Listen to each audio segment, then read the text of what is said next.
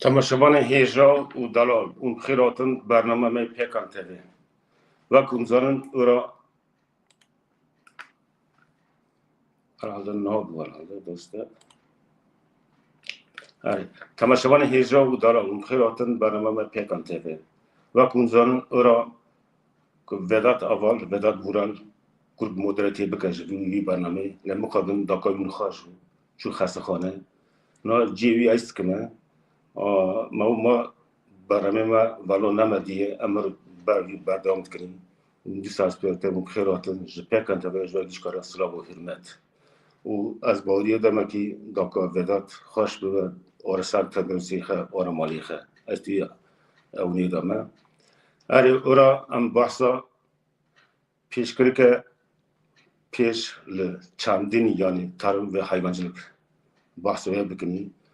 Dün nivaneme dün nivan jeoloji rençberin o yeki neçeresberi ciddi idin berdom ki am nivan xavun sar ekranı erum xeratın Sadık Deveci o Priz Mehmet Ercan. Seyrotin dini hoş bulduk. Ari. Valla خیر سلامت حوال شب باش Şabaş derajı tuş xerati un karın kurtası xanas kırın bidin un kina şkudarina çıkarıt kına arma gud un resperit kına un karın xanas kırın bidin zabadaxa sersere açava. Tamam, ben kendimi tanıtayım o zaman. İsmim Sadık Deveci. Konya Cihanbeyli Kuşça Mahallesi'nden. Kuşça doğumluyum. 1967 doğumluyum. İstanbul Üniversitesi Siyasal Bilgiler Fakültesi Kamu Yönetimi'nden mezunum. Yaklaşık 30 yıl öğretmenlik yaptım. Yaklaşık 1 yıldır da emekli oldum. Hem öğretmenlik yaparken şimdi o zaman da az da olsa çiftçilikle uğraşıyordum. Emeklilikten sonra da tümüyle biraz işi büyüterek çiftçilikle uğraşıyorum.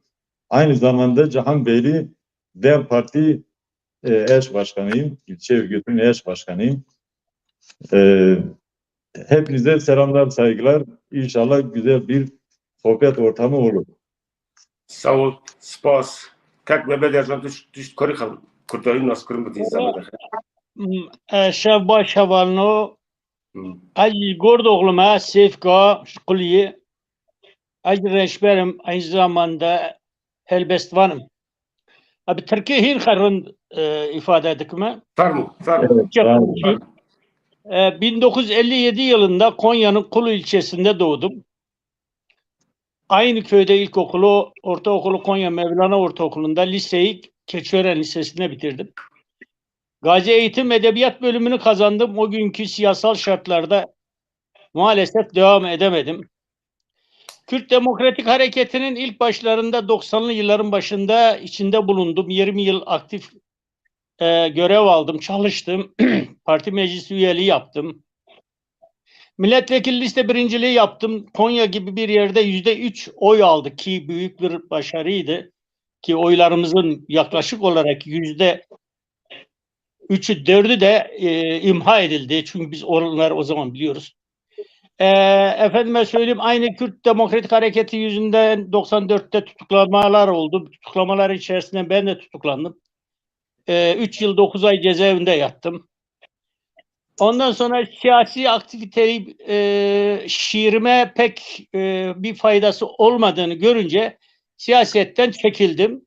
Şu an sadece şiirle, edebiyatla uğraşıyorum. Ama siyaseti de şiirimle, edebiyatımla yapıyorum. Tarım ve hayvancılığa gelince tarım hayvancılık benim baba mesleğim. Yaklaşık artık kendim bildim bileli tarım, tabii bir de 40-45 yıl hayvancılık yaptım. Son 15 senede süt işine girdim.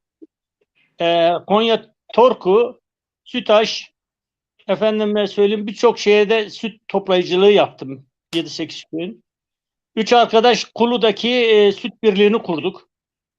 Velhasıl şu an tarımı bitirmiş durumdayım. Çünkü maalesef mevcut iktidar tarımı, hayvancılığı bitirdi. Biz de mecburiyet karşısında bıraktık. Evliyim, 4 çocuğum var. Biri erkek olmak üzere 3 kızım, 3 de torunum var. Sarkire Şu an ve Ankara'da yaşıyorum. sağ ol. Anlamadım. No, مجي تشليكر رسبريكر حتى نسولي أزوات موضة مجي رسبريكر أزوان يعني رسبري زولي خشنا أكيد خشنا أوجي طيباتي لو bölge ما لو حرمي ما بارانتنا قراقلة أوكيه حزات تشتغليه أما برو وقتی تا رسبری تر تپی هر شکایت کرد تپی دعات خط کردن تپی توخمی خیتانا نانی خیتانا بلغور خیتانا تا پرتی سالت استان تا دوار سالت کرد هر چی 3 دقیقه 3 دقیقه کرد yani mukabel ne tip saçal da ancak tip para biçare para komine tedi yani azı ki çaka Türkiye ki madem bu suatna Türkiye ifade bugün kasa yani tarım ve hayvancılığın giderleri oldukça yükselmiş. Yani yükseldiğini artık kelimelerle yani rakamlarla söylemeye dilimiz yetmiyor. Bunu en iyi siz bilirsiniz. Madem ki özellikle Mehmet Ercan arkadaş bu çiftçiliği bıraktığına göre demek ki bir şey kazanmadığı için bırakmıştır. Bu konuda sizin söyleyeceğiniz bir şey var mı? Yani tarım ve hayvancılığın giderleri konusunda. İkinize de soruyorum.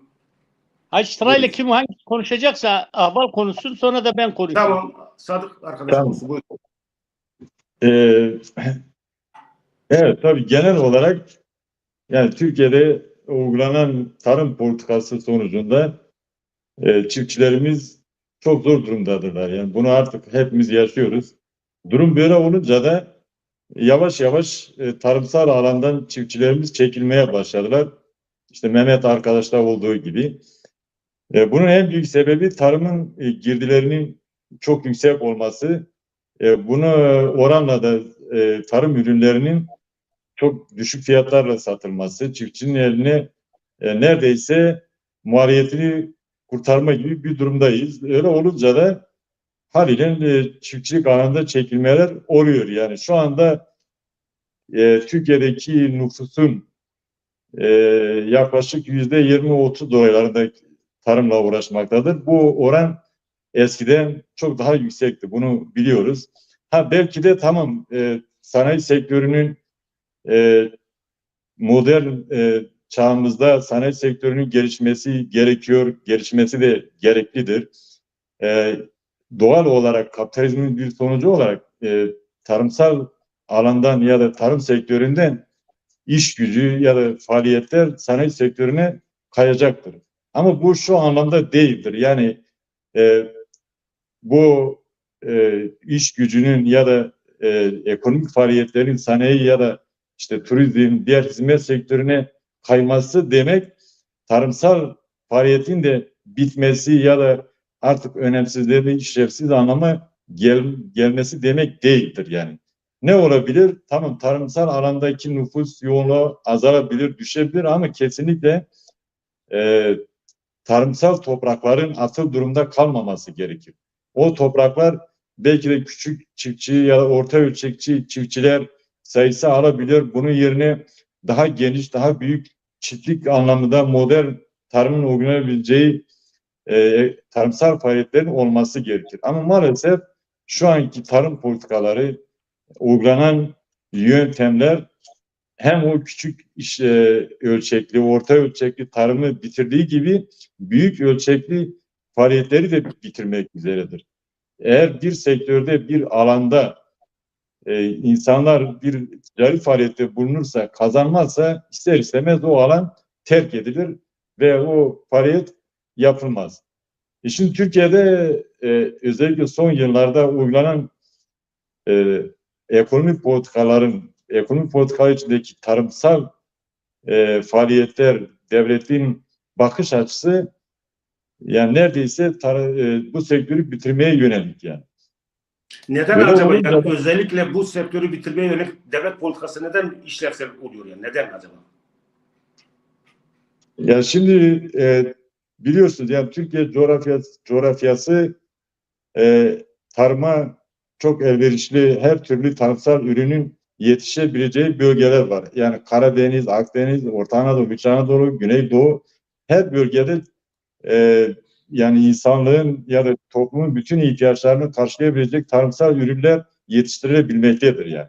Şimdi böyle bir ülkede tarım kesinlikle dışa bağımlı olmamalı. Ama şu anda geldiğimiz noktada biz de tarımsal ürünleri yurt dışına ihraç etmemiz gerekirken, dünya pazarına tarımsal ürünler satmamız gerekirken dışarıdan ithal edecek konuma düşmüş bulunmaktayız. Bu genel bir politikadır. Şimdi genel politikalar siz ya işçiden, emekçiden yana politikalar belirlersiniz ya da işte kapitalist toplumda kapitalistlerin, sermayedarların lehine olan politikaları belirlemek tercih meselesidir. Şimdi siz de dışarıdan tarım ürünü ithal edersiniz, arpanı, buğdayını, mısırını dışarıdan ithal edersiniz. Bu belirli bir elit kesimi, belirli bir grubu zenginleştirir ya da rant elde ettirir, para kazandırır. Ama bunun yanında büyük kitleleri, halkı, tarımla uğraşan kesimleri de ihmal ederseniz bu bir tercih meselesi. Ama maalesef bizim gördüğümüz, biz büyük kitleleri, halk kitlelerini bir yana bırakmışız. Daha belirli bir grubu, belirli bir kesimi zenginleştirme politikaları uygulamışız yani. Temel sebep bu olsa gerek. Başka bunun bir sebebi olmaz. Yoksa Türkiye bir tarım ülkesidir. Biz aslında dünyada rekabetli, dünya ekonomisinde, uluslararası ilişkilerde diğer ülkelerde rekabetli sanayiden ziyade tarımla ve tarımsal ürünlerle yapabiliriz yani. Çünkü diğer gelişmiş ülkeler, Batı ülkeleri, Avrupa, Amerika gibi ülkeler sonuçta eskiden beri sanayide bizden çok çok ilerideler. Şimdi biz hocam biz bu konuyu aynı Mehmet Ercan arkadaşla devam edelim. Sonra o genişletmiş sizinle devam ederiz isterseniz. Çünkü burada ekleyeceğim benim de birkaç şeyim vardır. Mesela o özellikle halkın sanayi yönelmesi, tarımı terk etmesi, bununla ilgili çok güzel örneklerimiz de var. Mesela İsveç'te yaşıyorum. İsveç'teki o tarımın durumunu da size örnekleyerek anlatabiliriz. Bunu Mehmet Ercan'a soralım. Sonra onun yorumunu birlikte yaparız. Buyurun Mehmet Ercan. Yani şimdi sizin sorduğunuz sorun tarım sanayi politikası mı yoksa tarımın genel sorunları mı? Tarımın genel sorunu. Şimdi bakın size bir şey söyleyeyim. Bu ülke bir tarım hayvancılık ülkesi. Kendisine yettiği gibi Orta Doğu ülkelerine, hatta Avrupa ülkelerine tarım ve hayvancılık ürünleri ithal ediyorduk. Fakat bugün kendimizi besleyemez duruma geldik. Bunu bilinçli olarak son 20 senede, 23 senede, 24 senede, yani çeyrek yüzyılda Türkiye tarımını, hayvancılığını bilerek dışa bağımlı hale getirdiler. Bilerek tarımı, hayvancılığı bitirdiler. Bilerek Türkiye'de tarım yapılabilir toprakları İsrail'in taşeronlarına, efendime söyleyeyim Katar'ın taşeronlarına, Suudi Arabistan'ın taşeronlarına peşkeş çekip sattılar. Konya gibi bir yerde 1 milyon dekar ekilebilir toprak satılmış durumda. Benim köyümdeki toprağın %65'i satıldı. Kulu'nun en büyük yüz ölçümüne sahip eskiden beldesi, şimdiki mahallesi Zincirlikuyu kasabasıdır. Eski adıyla Gördoğlu, daha eski adıyla Kürdoğlu köy 120 bin dekar toprağa sahip. %65'ini yabancılar aldı. Bunu bilinçli olarak tarımı bitirdiler. Tarımda insanlar para kazanmasınlar, kazanmayınca da satsınlar. İstedikleri buydu. Bunu yaptılar ve tarım girdilerini de dışarıdan ithal ettiler. Nasıl ithal ettiler? Mesela benim 950 kuruşa mal ettiğim, sattığım Bezosta'ya Rus buğdayını Ukrayna ve Rusya'dan 1350 kuruşa getirdiler ya. Böyle bir şey olabilir mi? Sıfır vergiyle mutlaka getirmişler. Sıfır vergi ve gümrüksüz ve taşeronları da mevcut iktidarın adamı, gemiler, mevcut iktidarın gemileri pazarlayanlarsa Kulu'dan biliyorum, Cambiyeli bilmiyorum. Hepsi gene kendi adamları tarafından. Yani bir tezgah kuruldu. Türk çiftçisi, Kürt çiftçisi hepsini bitirmek üzere kuruldu. Ve ben onlara şöyle söyledim o zaman. AKP'nin başında olanlar, ya siz niye böyle bir politika uyguluyorsunuz? Bunda siz tarımı bitiriyorsunuz. Burada 50 dönümü olan bir adam çoluğunu çocuğunu geçindiriyordu. 3 ineği olan adam Konya'da çocuğunu okutuyordu. Şimdi işini bırakmış. Geçinemiyor. Ekiyor. Ektiğini karşılığını alamıyor. Ne cevabı veriyorlardı? Satın kardeşim. Satın. Peki satınca ne yapacak? Efendim biz ithal yaparız ve vergisini alırız, keyfimize bakarız. Peki buradaki 50 dönümle geçinecek adam ne yapacak? Gitsinler şehre efendim. İşte arkadaşın dediği sanayiye, modern köle dediği. İnsan bu şekilde yaratıldı. Köyler boşaltıldı bu şekilde. Kentlere yığılması sağlandı. Şimdi de kentlerde sosyal patlamalar eşiğinde, ki görüyorsunuz son 15-20 gündür. Ve bunlar hepsi bilinçli olarak yapıldı. Ve hepsi emperyalist, siyonist tezgahlar olarak düzenlendi. Şimdi mesela sen diyorsun siyasete karışma, siyasete pek ilgilenme. Bugün ben çiftçiliği 45 senedir yapan birisi niye bırakayım kardeşim? Ben bir danadan bir dana para kazanıyordum. Oysa şimdi o benim aldığım dana 45 milyon olmuş. Yahu 45 milyonda yiyecek. Yemin torbası olmuş 650 lira, 700 lira. Bu adam nasıl kazanacak? Samanın kilosu olmuş 5 lira. Bu adam neye yedirecek? Bir inek günde en az da 10 kilo, 15 kilo saman yer. Samansız da olmaz. Sılacın kilosunu bilmiyorum artık 2 senedir. Yaş küsmenin fiyatı nedir? Yani girdileri öyle bir pahalılaştırdılar. Bilinçli olarak bunlar yapıldı. Şimdi Sadık Deveci dedi ki yani insanlar tarımdan alınıp daha doğrusu sanayiye yönelmek isteniyor ya da oraya kanalize ediliyor. Ama aslında mesela şimdi ben İsveç'te yaşıyorum. İsveç'in tarıma elverişli alanı %29. Hem tarıma elverişli alan hem de oturma alanı olarak %29. Yani devletin %71'i ormanlık alan, içgöl alanı. Ama bu %29 hem iskan alanı hem de tarım alanı hem de mera. Ve bu tarım alanında senede sadece hububat olarak 5 milyon ton hububat üretiliyor. 5 milyon ton. Ve bunun büyük bir kısmı da Avrupa'ya ihraç ediliyor. Danimarka'ya, Almanya'ya, İspanya'ya ve Kuzey Afrika'ya. İsveç gibi bir ülke inanılmaz buğday ihraç ediyor. Ve düşünebiliyor musunuz? Bu ülke kendine yeterli bir tarım politikası uygulamıştır. Yani haritaya baksan yukarıda Sibirya ile aynı eşdeğer bir meridyende bulunan İsveç dünyaya buğday ihraç edebiliyor. Korona öncesi Güney Afrika'ya kadar ihraç edebiliyordu. Korona sonrası biraz azalttılar. Peki Türkiye, ben ülkedeyken 7 ülkeden birisiydi. Kendine yeterli, tarıma yeterli ülke. Şu anda saman ve yonca ithal edecek konuma düşmüşüz. Devletin yanlış politikası, bilerek birisini kayırma politikası, her ne desek.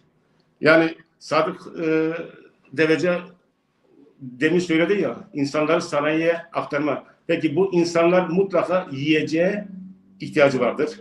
Ki en çok ihtiyaç duyan da yiyecektir. Yiyeceğin olması da tarımın güçlendirilmesi lazım.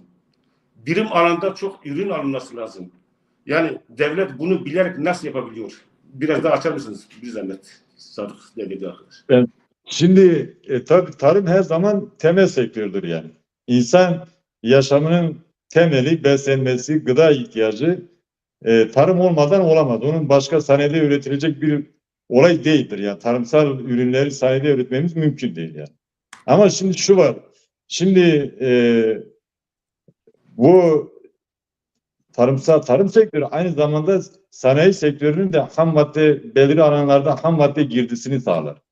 Yani tarımın olmadığı, insanlığın doğuşundan beri, varoluşundan beri temel sektör her zaman tarımdır, olmak zorundadır. İnsan en önemli yani yaşam kriterleri arasında temel etken beslenmedir. O da gidip tarıma dayanır. Şimdi olay şu, yani tarım olmak zorunda. Olmasa olmaz. Yani onun başka bir alternatifi yok. Şimdi şu var. Tabii ki gelişmenin bir kriteri de, yani gelişmiş ekonomilerde bu doğaldır. Yani kapitalist ekonomilerde tarım sektöründeki nüfus yoğunluğu ya da tarımla uğraşan insan sayısı düşecektir, azalacaktır oransal olarak. Bu ister istemez sanayi sektörüne ya da hizmet sektörüne, diğer sektörlere kayacaktır. Bu bir diyalektiğin gereğidir. Ama şu var, Şimdi bizim ülkemiz buna hazır mı? Bizim ülkemizde resmi rakamlara göre %20 üstünde işsizlikten bahsediyoruz. Şimdi sanayi Bu da sektörüne resmi rakamlara göre. yani tabii bunun içine mevsimlik işsizlikleri dahil edersen işte işsiz olduğu halde şimdi işsiz demek iş arayıp da iş bulamayan kişilerdir. Ama bunun yanında işsiz olup da iş aramayanları da dahil edersek bu rakam daha da yükselir yani. Yani sonuçta çalışmayan, iş arayıp da aramayan bir oranlamaya gidersek bu %30'ları bulur yani. Şimdi yani tarımdaki iş gücünü sanayi alanına ya da hizmet sektörüne kaydırdığı zaman orada da bunun altyapısının hazırlanmış olması gerekir. Şimdi gelişmiş Avrupa ülkelerine örneğin İsviçre'de, İsveç'te tamam sanayi gelişmiş tarımla uğraşan nüfusun oranı çok düşük olabilir. Bu nüfus oranı düşük olması şey anlamında değildir. Yani işte diyelim ki kullanılan arazi 100 dekar. Bu 100 dekar 50'ye düştü, 60'a düştü anlamında değildir. O 100 dekar toprak yine işleniyor olabilir. Ama bu 100 dekarı 10 kişi değil de 5 kişi işletiyor olabilir. Yani, ama Türkiye'de bu da farklı yani. Türkiye'de bu oran düştüğü zaman topraklar atıl durumda kalabiliyor. O topraklar işlenmeyebiliyor. Niye? Çünkü yeterli oranda kar sağlanmadığı için tarımsal sektörden çıkanlar tümüyle tarlayı bırakıp gidiyor. Şimdi sanayi kesimine insanlar gidecek. Bu doğaldır. Şehirleşme olacak, kentlere gidecek, kırsal alanda göç olacak, nüfus düşecek. Bu Avrupa'da da böyle. Yani dünyanın her yerinde böyle. İşte yeni şehirler, gelişmiş metropoller, nüfus yoğunluğu oralarda artar. Bunun önüne pek geçilmez. Ama şimdi maalesef biz de bu alanı terk edip de sanayiye giden, şehre giden insanlar işsiz. Orada gelişmiş bir sanayi, orada bu insanların çalışacak fabrikaları yok. Olsa bile işte biliyorsunuz Türkiye'deki asgari ücret ne kadar? Çalışma şartlarını biliyoruz. Sosyal haklarını biliyoruz. Bu haldeyken bu kitleleri oraya kaydırdığı zaman oralarda herkes varoşlarda yaşamaya başlıyor. Açlık, sefalet, yoksullukla baş edilmiyor. İşin kötü tarafı burası. Yoksa tarımsal alandan gitsinler. Biz gitmesin demiyoruz.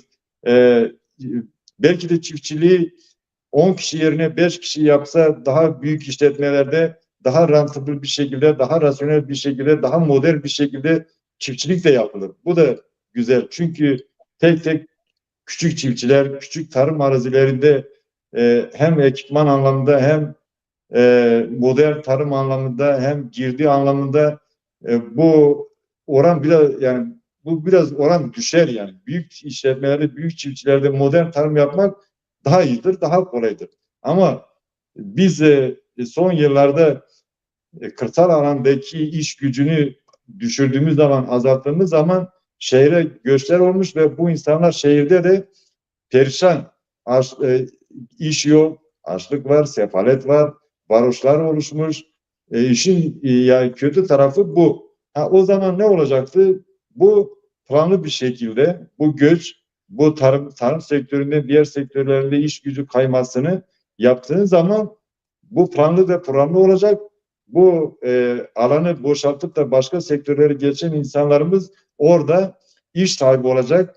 Bu iş karşılığında da iyi bir ücret alıp güzel bir refah şeklinde sosyal bir yaşantının da olması gerekirdi. Ama maalesef bizde ne o oldu ne tarımda istediğimiz hedefe ulaşabildik. Yani şimdi bunu Orta Anadolu, İç Anadolu geneline yayarsak, yani orayı spesifik alırsak en çok can çekişen de Orta Anadolu tarımı oldu. Genellikle kuraklığın baş gösterdiği, yeraltı suların bittiği bir durumda, ortamdayız. Ve bilinçsiz sulamayla 1970'lerde 80'lerde özellikle Yenicoba bölgesi, Buldukköy bölgesi ve Cihanbeyli bölgesinde o bilinçsiz sulamayla yeraltı sularını da bitirmiştik, bulunmaktayız. Yani en çok etkilenen bu bölge oldu. Mehmet Ercan sizin bu konuda herhalde siz de bunun için tarımı bırakmıştınız. Bize bu konuda neler söyleyebilirsiniz? Şimdi bundan yaklaşık olarak 70-80 yıl önce insanların kara sabanla öküzle, atla tarım yaptığında adam 5 çocuğunu, 6 çocuğunu, 7 çocuğunu evlendirebiliyordu, yurt sahibi yapabiliyordu. Düğününü, derneğini kurabiliyordu. Oysa şimdi adamın 200 dekar yeri var, modern sulama yapıyor ki ben öyleydim 240 dekar. 154 metre gibi bir yerden su çıkardım. Saniyede 16 litre su. 650 kilo bezostaya Rus buğdayı, sert makarnalı buğday aldım. TL ile hesaplıyorum, 15 kuruş kazanıyorum. Dövize vuruyorum, köy zarar. Yani bir şey var. Benim babam derdi ki oğlum biz çocuk o gençliğinde, yani onun hesabına göre 70 sene önce işte modern tarımın olmadı. İşte insanların hayvanlarla, öküzlerle, atlarla tarım yaptı. Ben 1 kilo buğdayla 7 litre mazot alıyordum. Evet. Oysa şimdi 7 kilo buğday satıyorsunuz, 1 litre mazot alıyorsunuz. Yani bunlar biraz da devlet politikasıyla ilgili. Tarımın öncelenmesiyle ilgili. Şimdi bakıyorsun her şey modern. Efendim 120 ve 150 beygir gücünde 6 pulluklu traktör var. Biçer 6 metrelik. Efendim tırlar 12 metre 13 metre uzunluğunda. Bir günde biçiyorsun, 2 günde sürüyorsun, bir günde ekiyorsun. Hesaplıyorsun. Elde yok, avuçta yok. Peki niye? Çünkü devletin özellikle son 23 yılda, normalde geçmişte devletin ulusal gelirden payı çiftçiye ayrılan %1. Bak, %1'le biz para kazanıyoruz. Oysa şimdi %1'in de aşağısına düşürüldü. Yani tarım sübvanse edilmedi. Tarım çökertildi. İnsanlar şehre göçe zorlandı. Orada efendime söyleyeyim ucuz iş gücü olarak yapıldı. Fakat fabrikada kurulmadı. Olan fabrikalar kamu iktisadi teşekkülleri yok pahasına satıldı. Pancar fabrikaları satıldı. Tütün fabrikaları satıldı. Efendime söyleyeyim pamuk fabrikaları satıldı. Çay fabrikaları hepsi satılıp özelleştirildi. Hem de 3-5 paraya. Bu işçilerin de çoğu işine son verildi. Peki yerine ne konuldu? Hiçbir şey konulmadı. Adam diyor ki ben size diyor 357 tane modern cezaevi yapacağım diyor. Demiyor ki ben size 357 tane modern fabrika yapacağım. Şimdi bu durumda senin şehre sürdüğün modern köle dediğim asgari ücret zaten sürünme aşırı kirasına yetmezken bu insanlar şehre geliyor, şehirde perişan oluyor. Köyde direkt tarımla uğraşan insanlar %18 civarındaydı genel nüfus içerisinde. Şimdi köyler boşaldı. Benim köyümde kimse yok. Adamlar diyor şey tutalım, bekçi tutalım da bizim evlerimizi soymasınlar. Hepsi kuluya gidiyor. Oysa o evlerin hepsine 200 bin dolar, 300 bin dolar para verildi. 2 katlı, 5 odalı, 6 odalı modern ısıtma sistemli. Yani adamlar bilinçli olarak köyleri, tarımı, hayvancılığı bitirildi. Ben 40 litre süt veren ineğe 5 aylık gebe ineğe Cihanbeyli'de kestirdim ya. Bebesinden süt akıyordu. Ve ben ağlamaktan kendimi alamadım. Karnı yardıklarında 5 aylık gebe buzak düştü ya. Bu tarımı bitirmenin değil, tarım yapan adama resmen cezalandırmak. Bunu yaptılar yani. Ondan Şimdi, sonra da buyurun. kuraklık da bunun cabası tabii. Ya kuraklığı bir tarafa bırak. Yani politika olarak şey yapıyor. Geçmişte kuraklık olmuyor muydu? Yani her şey mi iyiydi? Geçmişte dolu yağıyordu. Sigorta yoktu. Adam hüngür hüngür ağlıyordu. O sene saçını başını yoluyordu. Ama hayat devam ediyordu. Sıkıntısı yoktu. Ama şimdi sigorta yapıyor. Tarımı da modern yapıyor. Ama verim alsa bile yaptığı masrafları kurtarmıyor. Demin söyledin Yani ya, gider 1 kilo buğdayla 7 litre mazot. Geçen sene için geçen arkadaşlarla konuştum. Biz diyor 12 bin liraya buğday satana kadar akla karayı seçtik. arpa diyor 7 liraya 5 liraya kadar düştü. Sonra şimdi çıktı diyor. Niye? Çiftçinin elinden çıkıp tefecinin eline geçince değer ediyor. Tefeci kim? Tefeci mevcut iktidarın adamları. Yani bu tarım eskiden o hayvancılık döneminde atla, öküzle yapılırken insanlar geçiniyordu. Toplumun hatta o zaman %25'i köylerde yaşarken. Şimdi köyler boşalmış, modern tarım, traktörler efendime söyleyeyim 4 milyon lira traktör, 5 puluklu, 6 puluklu ama para kazanmıyor. Ben para kazanıyorum diyor. Çiftçiyi hiç rastlamadım. Geliyor konuşuyorlar benim köylülerim. Soruyorum. Geçenlerde tazimiz vardı. Gittim konuştum. Hepsi endişeli. O da bir yağmur yağdı da biraz neşeleri yerine geldi. Yağmur yağmasaydı diyor halimiz perişandı. Yani sen diyorsun İsviçre adam sübvanse ediyor kardeşim. Köyünü terk etmesin diye adamı sübvanse ediyor. Bunlar köyü terk etsin diye her şey yapıyorlar. Niye? Ben dışa bağımlı olmayayım diye o yapıyor. Bak savaşan ülkeden biz buğday almak zorunda kaldık ya. İki ülke savaşan ülkeden buğday aldık. Yani biz, Ukrayna gibi hayvancılık yapan ülkeler. Biz yani, hayvan üreten bak Erzurum sadece Güneydoğu, Doğu Anadolu ya bırak şimdi Türkiye'yi Orta Doğu, Körfez ülkeler Avrupa'nın yarısını ete boğar ya. Ne oldu? Erzurumlular gittiler ucuz et kuyruğuna girdi. Erzurum gibi bir yerde insanlar ucuz et kuyruğuna nasıl girer ya? El vicdan ya. Bunların hiç din imanı yok mu? Yani mantık almıyor. Konya gibi bir yerde 1 milyon dekar toprağı satarsan tabi olmaz. Hollanda dedin Türkiye'nin Konya kadar yüz ölçümü var ya. Sadece tarım ihracatı, tarımla dayalı, hayvancılığa dayalı Türkiye bütçesinin ihracatının tamamını karşılıyor. Bırak o artık traktör, sanayidir falan şunu bunu. Aynen. Adam Hollanda lalesini dünyaya pazarlıyor. Ya Osmanlı lalesini Hollanda lalesi diye pazarlıyor. Hollanda ineği var. Bizim Türk ineği diye bir ineğimiz var mı? Yok. Aynen. Şimdi çok güzel bir konuya değindin. Yani şimdi Hollanda'nın yıllık tahıl ve tarımcılık ihracatı 100 milyar euro. Yani. 100 milyar euro. Türkiye'nin tam bütçesi. Aynen dekar.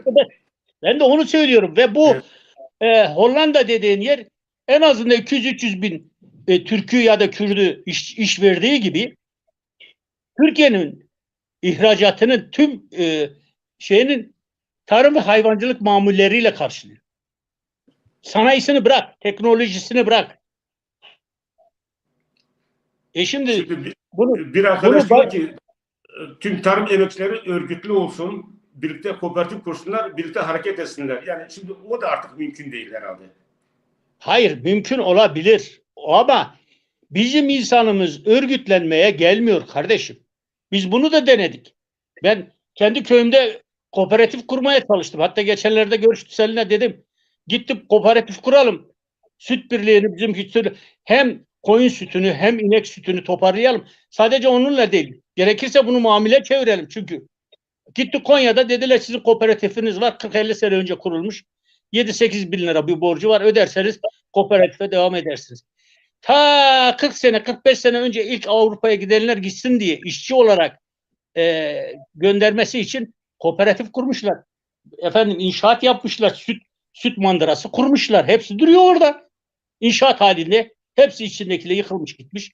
İnsanlar örgütlenmeye gelmiyor. Sadece niçin yapmış? Ben buradan işçi olarak işte Almanya'ya gideyim, İsveç'e gideyim, İsviçre'ye gideyim. Çok sağ ol Mehmet Ercan Bey. Bayağı doğrusunuz. Sizin sözünüzü kesmek istemezdim ama şimdi bir videomuz var. Ben bir şey söyleyeyim. Vata çukuni nokazım Türkiye bugün vata çukuni ya hatta ni kazat mavfa ki paystav şarşapalu barfu baranu دپو وسکو زبطنج برف داری برف ریسکه او بکه شو بکه بادی حتی نیسان تای عرضه رانتو یا حتی نیسان تشنات یهگا بکی اونا ویدیو کی میایه اول وداتی کرک مودراتوریه بکه دکای خان خوشکت वीडियो के किसान दिए ये तारीख है ओजा है मैं ओजा है तारीख है कि वीडियो को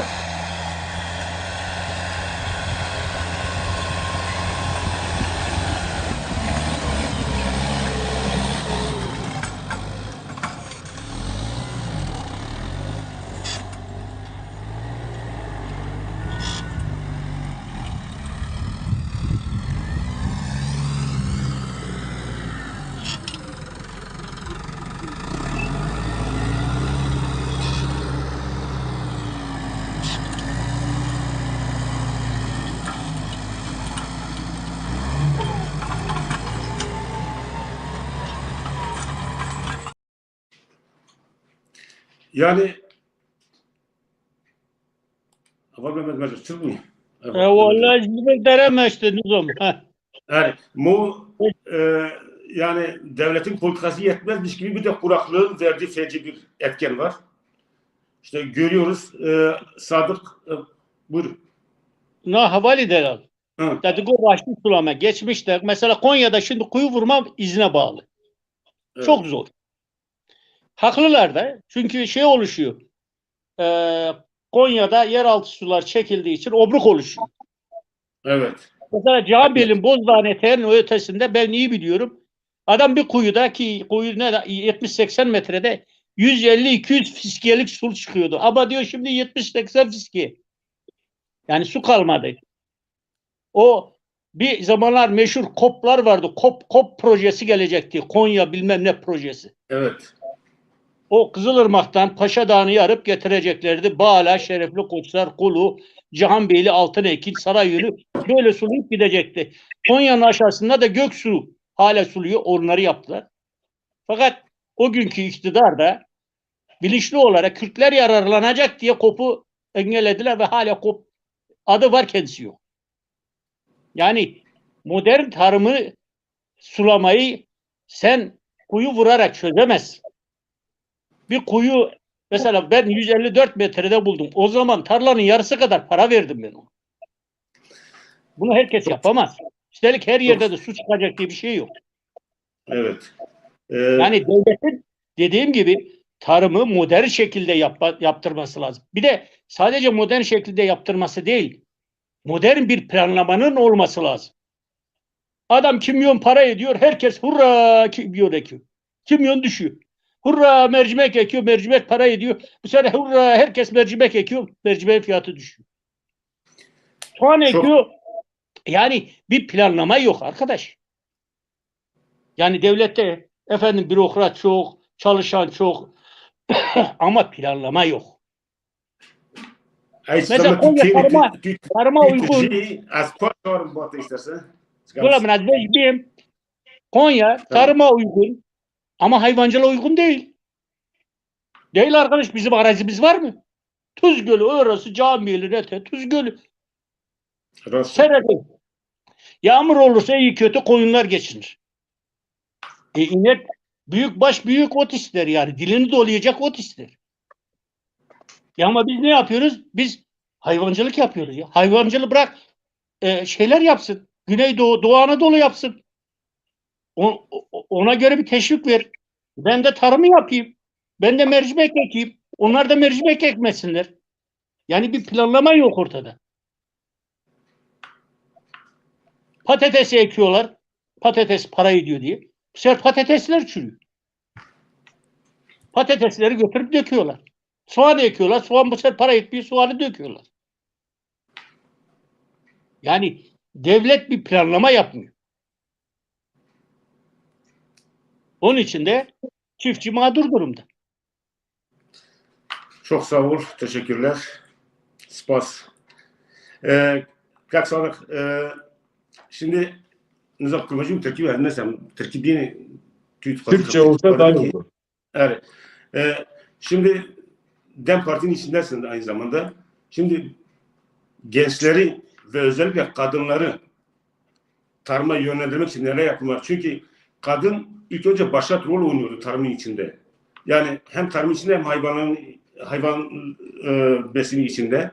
Çünkü iyi biliyorum ben küçük yaşarken kadınlar yağ alıp satıyordu. Kadınlar yün alıp satıyordu. Pazarlık yapıyordu. Kuzular için, koyunlar için buğday ve diyelim ki un döneminde neler yapılmalı hepsini kadınlar yapıyordu. Şimdi kadınlar yavaş yavaş geri plana çekilince tarım da yavaş yavaş geri plana çekildi. Hem devlet politikası kadınları içeri sokma konusunda biraz istekliydi. Kadınlar da buna da uydu mu ne olduysa kadınlar da geri çekilince gençlerle birlikte onlar da geri çekilince tarım kendinden sönmeye başladı.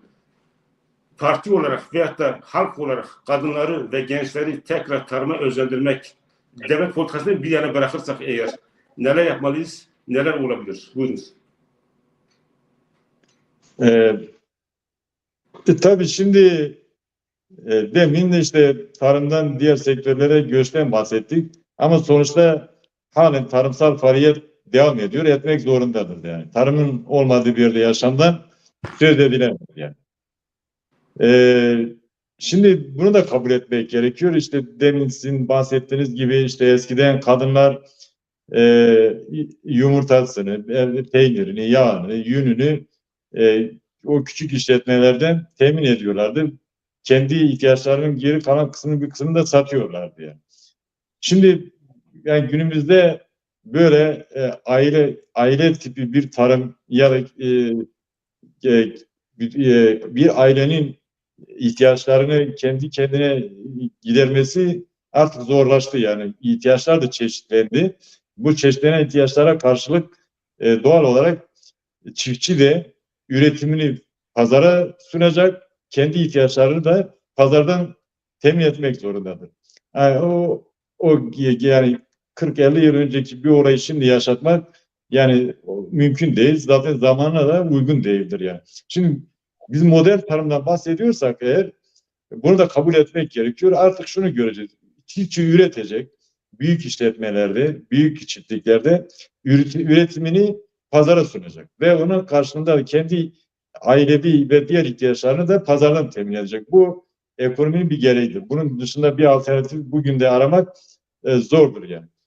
Şimdi durum bu iken kadınlarımız ve gençlerimiz niye tarım sektöründe uzaklaşıyorlar, başka sektörlere kayıyorlar?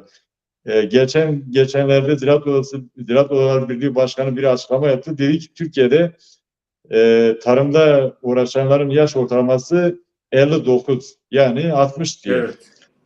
Şimdi bu yani gerçekten üzücü bir rakam. Şu anlama gelir. Yani neredeyse bir nesil sonra tarımda çalışacak kimse kalmayacak yani. Tarımda bu %60'lık oran yani yaş ortalaması dediğimiz kesim o üretim aracına yani tarımsal araziye sahip olan insanlar. Ama şunu da görmek gerekir. Şimdi tarımla uğraşanların yaş ortalaması %60 ama bir de tarımda çalışan işçiler var. Özellikle mevsimlik işçiler. Bunlara bakarsan hiç de şey değil yani %60 değil. Orada da çocuklar çalışıyor yani. Kadınlar çalışıyor. Ama çalışma şartları olabildiğince kötü. İkametgah şartları çadırlarda, soğuk havalarda, yağmurlarda, çadırlarda yaşamaktadırlar. En sıcak havalarda, en kötü şartlarda, tarlalarda gece gündüz işte ya ot biçiyorlar ya çapa yapıyorlar. Bu anlamda baktığınız zaman o tarımda uğraşanların yaşı oldukça düşük. Tarla sahipleri ya da arazide patron konumda olan diyebileceğimiz insanların yaş ortalaması %60'larda. Şimdi özellikle bu mevsimlik işçiler tarımda büyük bir sorun. Nasıl bir sorun? Özellikle Orta Anadolu'da, Güneydoğu'da mevsimlik olarak gelen büyük kitleler var. Bunlar geliyor, işte Yonocaba'da, Kuru'da, Cihanbeyli'de, şurada, burada derme çatma çadırlarda yaşıyorlar. Yaşam şartlarının olağanüstü kötü yani bunlar insanlar layık şartlar değil. Ne yapılabilir? Çok basit yani yerel yönetimler, belediyeler bu işe el atabilir yani. Bu çadırların yerine konteynerler 10 tane konteyner koysan o insanlar gelip en azından gündüzün çalıştıkları zaman, yoruldukları zaman akşam gittiklerinde oralarda banyosunu, temizliğini, yiyeceğini hazırlayabilirler yani. Bu bile sağlanmıyor. Onun dışında Kadın zaten biliyoruz yani toplumdaki ilerlemeler, kapitalizmin, emperyalizmin beraberinde kadını her zaman iş alanından, ekonomik alandan el çektirip evin içine hapsetmeye başlamıştır yani.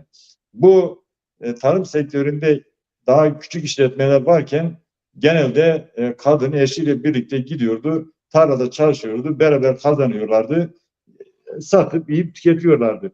Ama işletmelerin boyutu büyüdükçe buna devletin politikaları da eklenince kadın tarımsal alandan tümüne çekildi. Gençler zaten bu alanı benimsemiyorlar. Kazançlı olmadığı için de çekip gidiyorlar. Hani neler yapılabilir? Devletin destekleriyle, devletin teşvikiyle kadınlar başta olmak üzere ve gençler tarım sektörü cazip hale getirilebilir. Getirilmesi de gerekiyor. Ne yapılabilir? Tarım sektörü kazançlı hale getirilmeli. İtibarlı bir meslek haline, sosyal itibarı olan bir düzeye. Kazanç nerede varsa, kar nerede varsa sosyal itibar da işin sevilip sevilmem kısmı da ona bağlıdır. Eğer bir işte kazanç yoksa hem sosyal itibarı düşük olur, sosyal statüsü, hem de insanlar orada çalışmaz. Bu sonuçta geliyor yine devlet politikalarına dayanıyor. Bu bireylerin tek başına yapacağı bir şey değil. Ne yapılması gerekiyor? Teşvikler hem kadınlar için hem gençler için devlet teşvikleri, devlet destekleri sağlanırsa gençler ve kadınlarımız buradaki faaliyetleri burada rol almaya başlayabilirler. Özellikle yerel yönetimler. Şimdi bunu kabul etmek gerekiyor yani. Ankara'nın Çankaya Belediyesi ile Cihanbeyli'nin belediyesi aynı kanunlarla, aynı yönetmeliklerle yönetilmemelidir yani. Yerel yönetimlerin yetkileri artırılmalı ve yerele göre de yetkiler tanınması gerekir. Şimdi hep biz tarımla uğraşıyoruz, çiftçilikle uğraşıyoruz. Yani çok acı bir durumdur ki yani hiçbir belediyenin bir tarımsal faaliyetin yoğun olduğu beldeler için diyorum. Yani hiçbir belediyenin bir uzman ziraat mühendisi ya da mühendisi tarımla ilgili bir uzman çalıştırdığı görülmemiştir yani. Yani bu olabilecek şey midir yani? Şimdi Cihanbeyli'nin örnek Kurut nüfusunun %80'i tarımsal faaliyetlerle uğraşacak ama halka önderlik edecek, halka danışmanlık yapılacak bir tane şey olmasın, uzman ya da mühendis olmasın. Bu böyle olunca insanlar tarımsal alanda ne kadar kar sağlayabilir, ne kadar başarılı olabilir? Şimdi işi nereden tutarsak tutarız yine gidip tabii ki devlet politikalarına dayanmak zorunda kalıyor. Bir demin bu sulama ile ilgili sorunuz, onunla da ilgili ben bir şey ilave edeyim.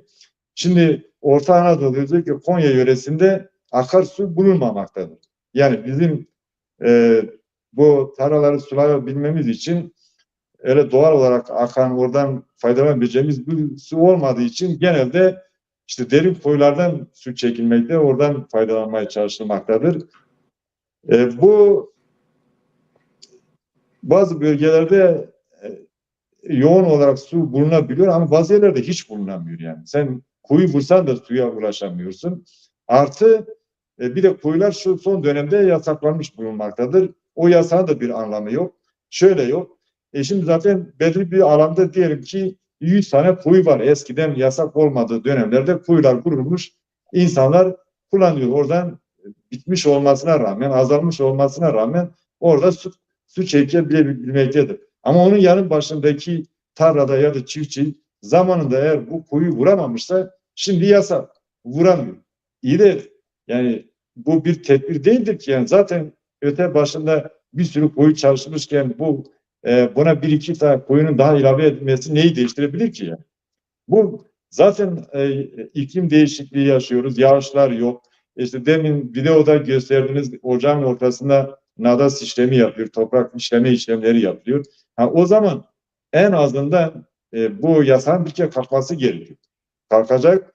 Çünkü sulama olmadığı zaman kıraç topraklarda alacağımız verim de bu girdilerle kazanmak mümkün değildir yani. Ve gittikçe de o tarımsal faaliyet bitecektir yani. Bu bir etken. İklim değişikliği onun önüne şu anda kimsenin geçemeyeceğine göre kıraç topraklarda neredeyse tarım işte bitmek üzere ya da işte bir de şey var yani yörede geleneksel işte bir algı var.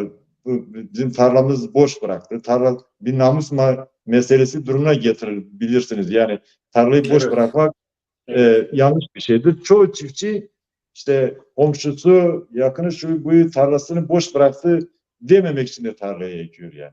Çünkü onun dışına ekiyor tarlayı bekleyecek ki yağmur yağsın, kar yağsın, oradan verim alabilsin. İklim değişmiş, bu işte o istediğimiz yağışlar ve suya ulaşamıyoruz.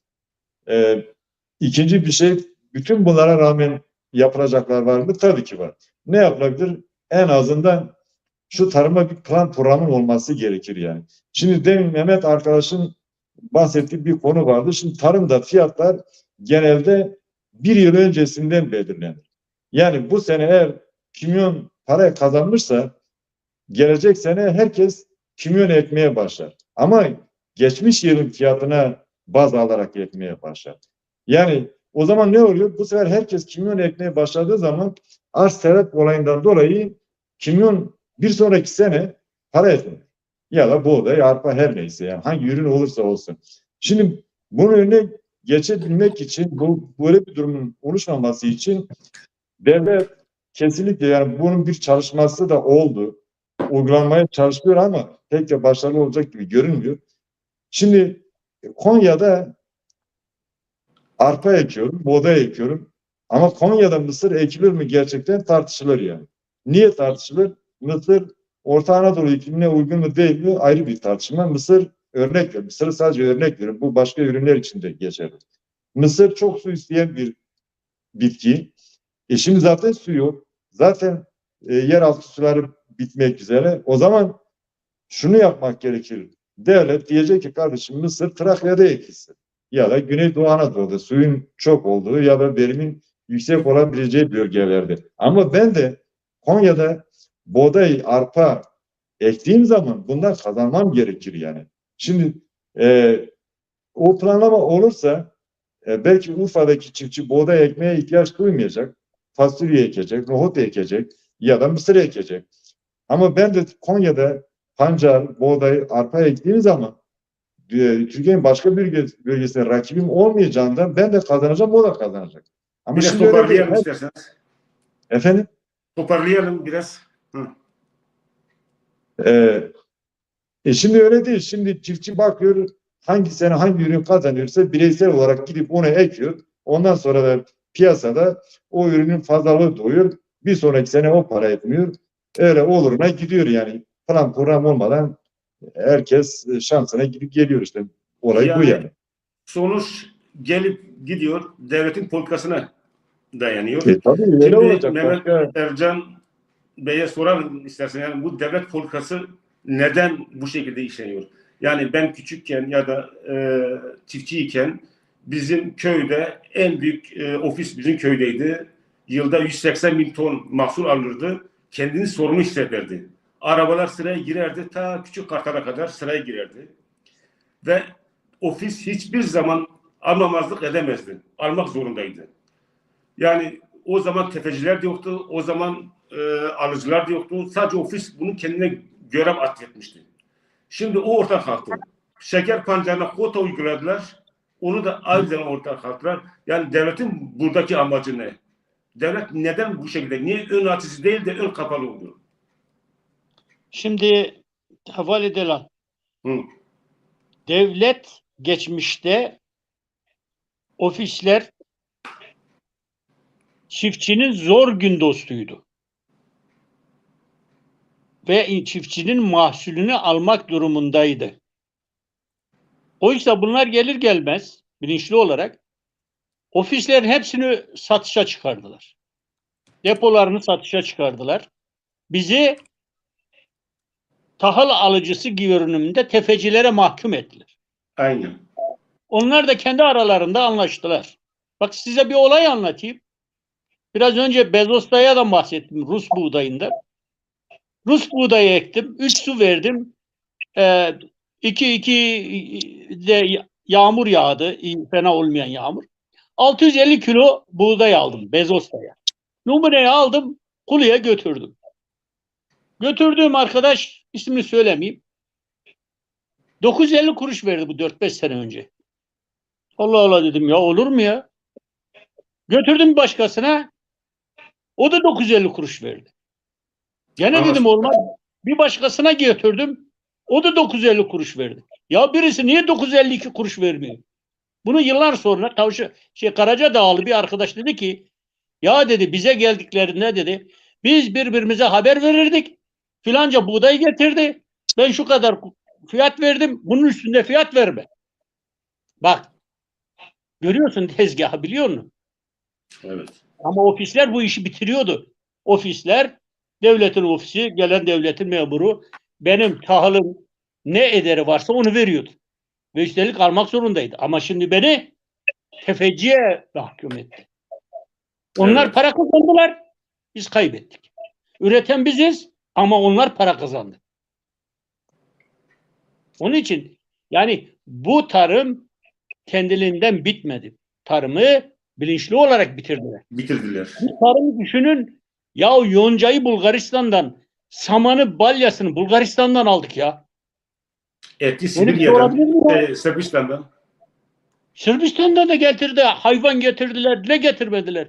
Mesela Haval diyor ki efendim Sılajlık Mısır Konya olmaz. Pancar da olmaz. Konya'ya çok su isteyen, yani 3 kere, 5 kere, 6 kere, mesela pancar 6-7 kere su ister. Sılajlık Mısır 6-7 kere su ister. Böyle sulu şeyler Konya gibi bir yere ekilmemesi lazım. Domates ekilmemesi lazım. Yani bizimki doğal aslında nedir uygun olan? Buğdaydır, arpadır, işte artık yulafı kimse. Ama bizim oraya sen pancar verirsen, ki şimdi artık yavaş yavaş kotayı koydular. Belki de ileride kaldıracaklar. Bizim yeraltı sularımız zaten sınırlı. O dediğimiz kopu da getirmediler.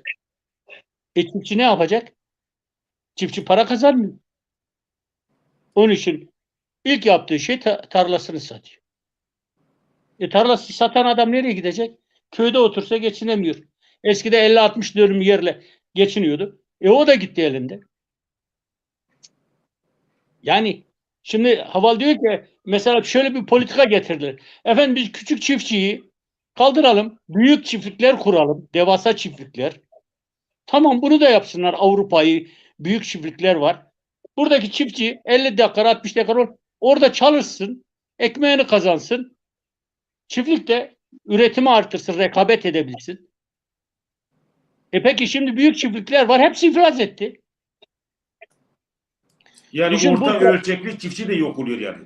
Ya orta gitti, küçük gitti, orta gitti. Bak şimdi sana bir söyleyeyim. Karacabey'de bir adam var. Adam Avrupa'yı gerçekten çok iyi bir insan. Şimdi hatırlayamadım. Bursa'da adam diyor ki ben büyük çiftçiyim. 8.000 civarında ineği var. Her türlü şeyi kendisi karşılıyor. Buna rağmen diyor ben diyor geçen sene 300 inek kestirdim diyor. Niye? Devlet politikasının yanlışlığından. Hatta bir ara adama teşvik yasağı getirdiler. Teşviğini vermediler adam. Doğruyu söyledi diye. Ben kendi Kulu'dan biliyorum. Onlarca çiftlik kapandı. Ben sütünü aldığım adam 700 mallık çiftlik. Günde 7 ton süt veren adam. Kulu'nun eski belediye başkanı.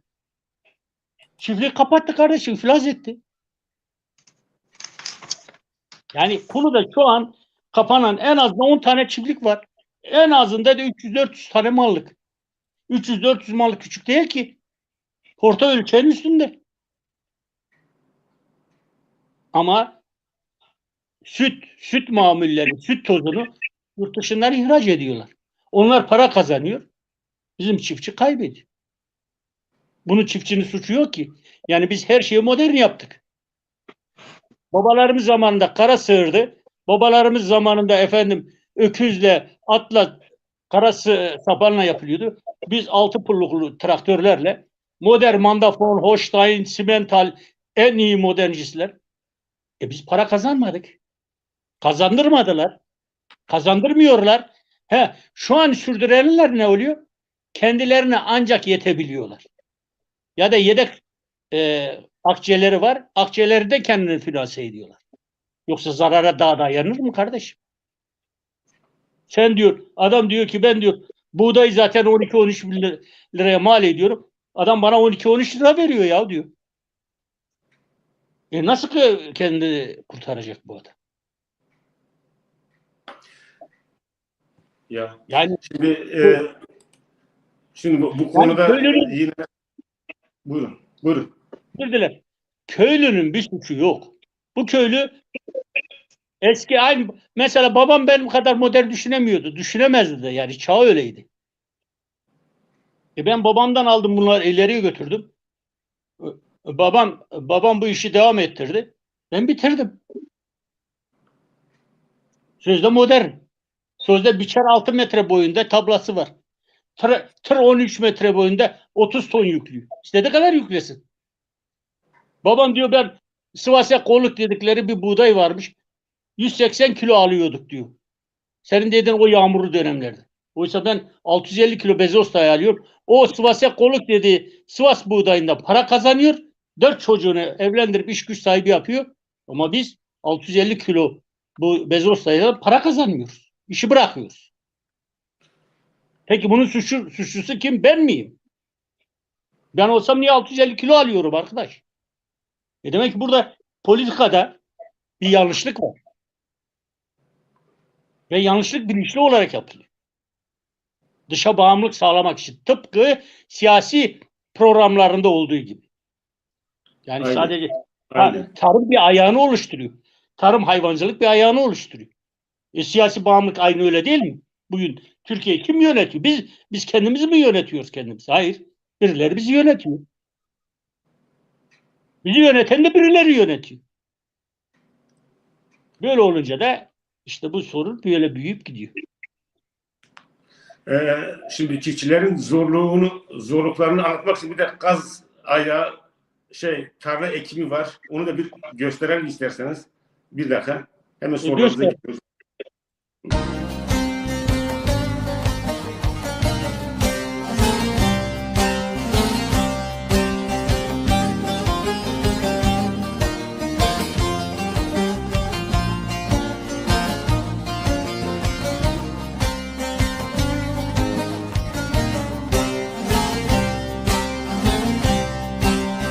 Tarlamızda taş çokmuş, ekin ekilemedi.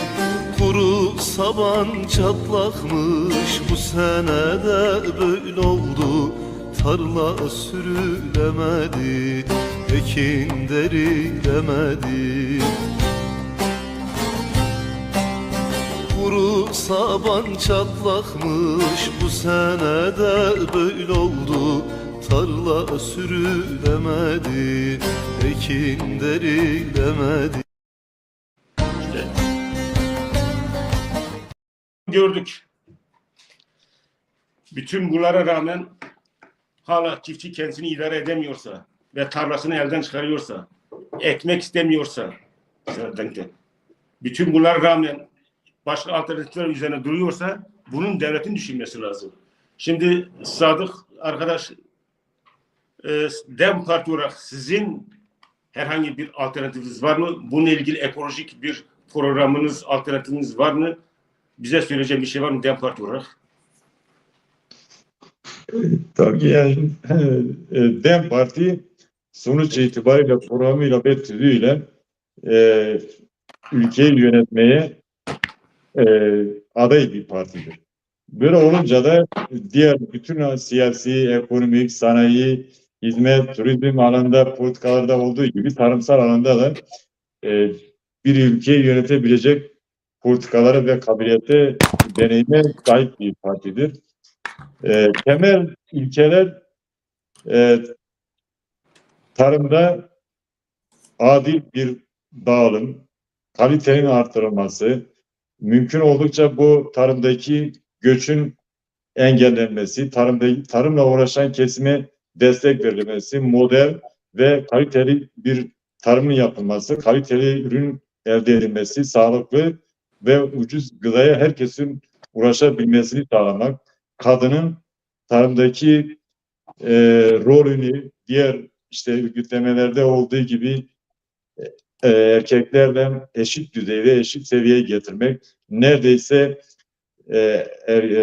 erkek çiftçi kadar kadının da aynı sayıda olması, gençlerin tarımda çalışılması, oraya özendirilmesi, tarımsal faaliyetlerde, girdilerde işte karın arttırılması, girdilerde sübvanse edilmesi, devlet teşviklerinin verilmesi, kredilerin verilmesi, ucuz girdinin sağlanması, tarımın Türkiye'de tekrar eski konumuna gelmesi, kendi kendine yetinebilecek bir ülke, tarım alanında kendi kendine yetinebilen ve tarım ürünlerini dışarıya ihraç edebilecek bir ülke konuma getirme hedefi var, her zaman var olmuştur.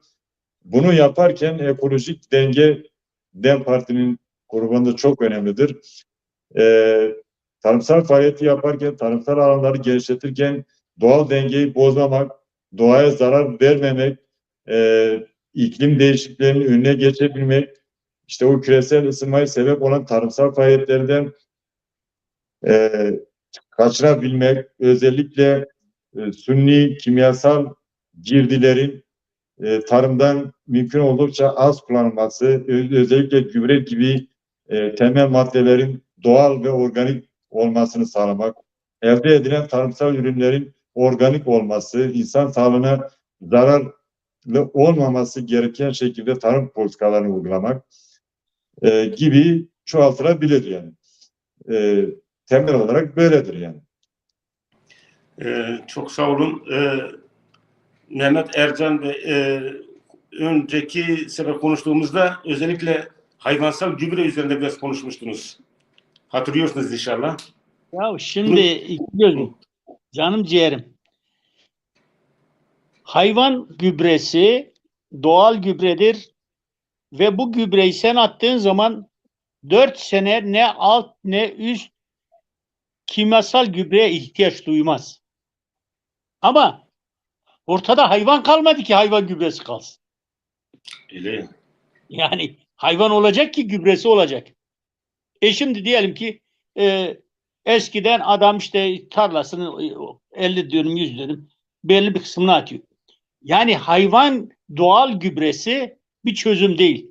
Ha benim gibi olan ya da Haval gibi işte 50, 100, 200 tane ineği olan kendi tarlasına saçar.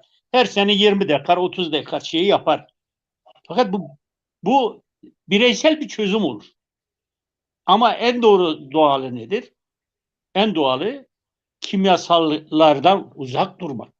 Kimyasal gübrelerden uzak durmak. Kimyasal gübreyi de ekmediğin zaman, azotu vermediğin zaman, alt gübreyi, üst gübreyi vermediğin zaman da verim alamıyorsun. Doğal olarak yapmak istedim. Şimdi sen doğal yap, bezostayı ek, suyu da ver, 3 su ver, 4 su ver 8'er saatte. Alacağın en fazla 250 kilo, 300 kilo. Sen bunun kilosunu en azından 25-30'a satman lazım ki para kazanırsın. Doğal olarak yaparsan. Ama şimdi hiçbir şey doğal değil ki. Ne buğday doğal, ne arpa doğal, ne patates doğal, ne pancar doğal, ne sılaj doğal. Sılajın boyu hiç 5,5-6 metre olur mu ya? Benim bir komşum etmişti. Onun suyu çoktu. Suyu çok verir. 7,5 metre kadar çıktı. İnanmadım. Gittim kendi gözlerimle gördüm ya. Niye bunlar hep hormonal hibrit cinsi? Hibrit cinsini ne yapıyor? Mısırı hayvana yediriyorsun sılacı. Onun etini, onun sütünü sen yiyorsun. Ya da nasıl doğal olacak? Önceleri bir inek ya da bir koyun 30 kilo et verirdi bir koyun. 30 kilo et verirdi, 25 kilo verdi. Şimdi bir koyun 60-70 kilo et veriyor. Hormonsal. Belçika'da bir inek 500-600 kilo, 700 kilo et veriyor. Şimdi bak, ben sana bir şey söyleyeyim. Ben ilk başladığımda Ağrı'dan mal getirirdim. Muzik dedikleri küçük 6-7 aylık buzaklar. 80 kilo, 90 kilo getirir bakardım onlara. 8-10 ay, hatta 11 ay. 150, en fazla 160 kilo kargas et alırdım. O yüzden şimdi artık modernleşmiş. Cins hayvanı koyuyorsun. 380 kilo, 400 kilo, 500 kilo, 600 kilo şey alıyorsun. Nasıl alıyorsun? Suni gübre veriyorsun. Suni sılaj veriyorsun. Pancar et suni veriyorsun. Hepsi hormonlu, hepsi hibrit. Evet. Ondan sonra kanser çoğalıyor. Ondan Evet. sonra kalp çoğalıyor. Çoğalacak tabii. Yani bunu ben yiyorum, sen yiyorsun. Aynı öyle. Önceleri kış aylarında yani salatalıkmış, domatesmiş, böyle yaz meyveleri bulamazdınız.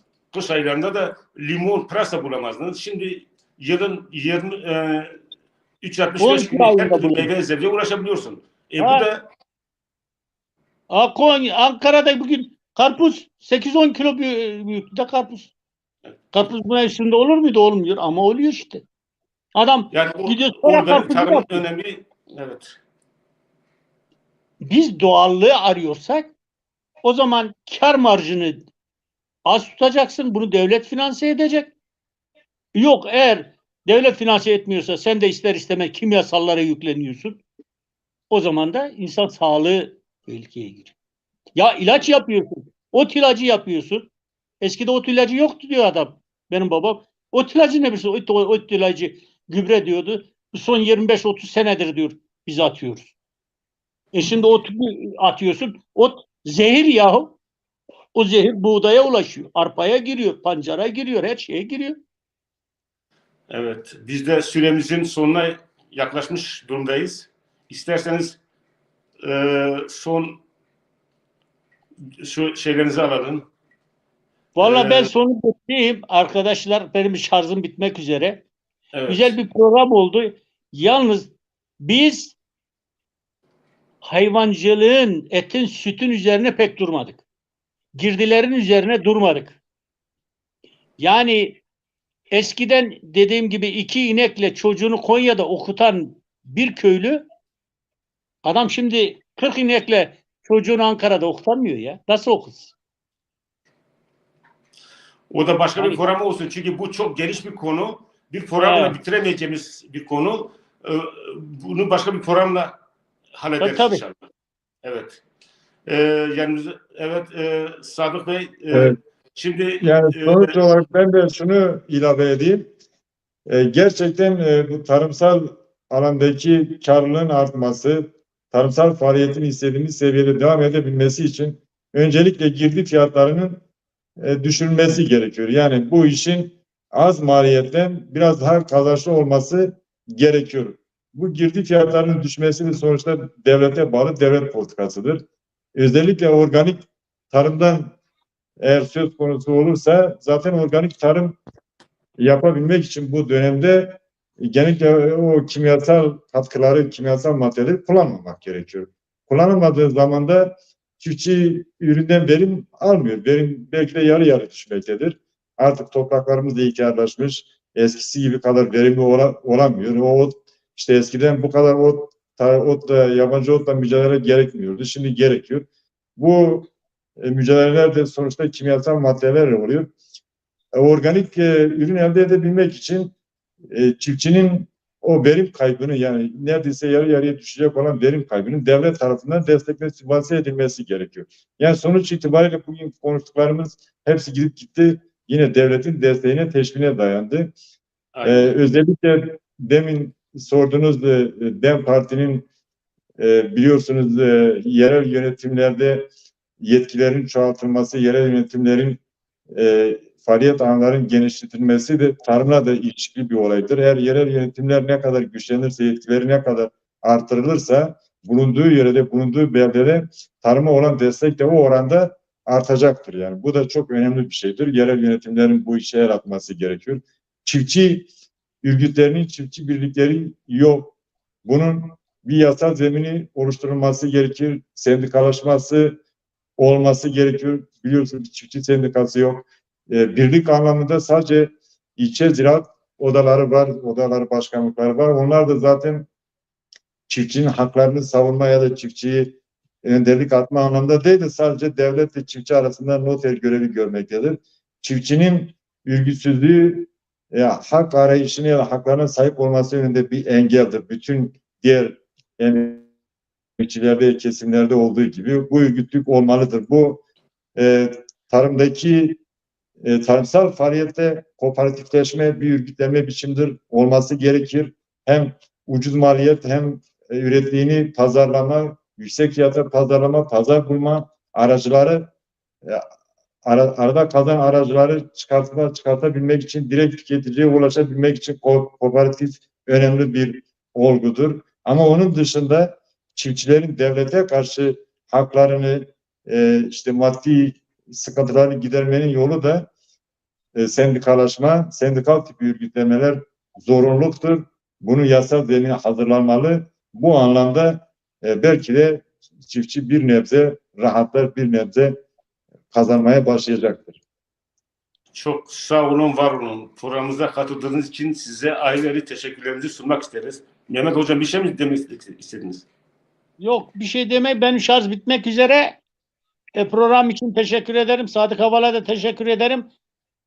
Gerekirse böyle bir şeyi de sadece hayvancılık üzerine odaklanalım. Et, Tamam. süt, Tamam. yem, girdiler üzerine bir program yaparsanız o daha iyi olur Çok bence. güzel olur. Çünkü çok geniş bir program, bir Tabii, konu. tabii. Hepsini bir anda tüketmek de olmaz. Mümkün değil. Bir saatle bitmez bu. Günlerce konuşmak lazım bunu. Çok sağ olun, teşekkürler.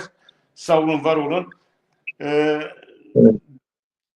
Değerli seyircilerimiz, evet, bir programımızın daha sonuna gelmiş bulunuyoruz.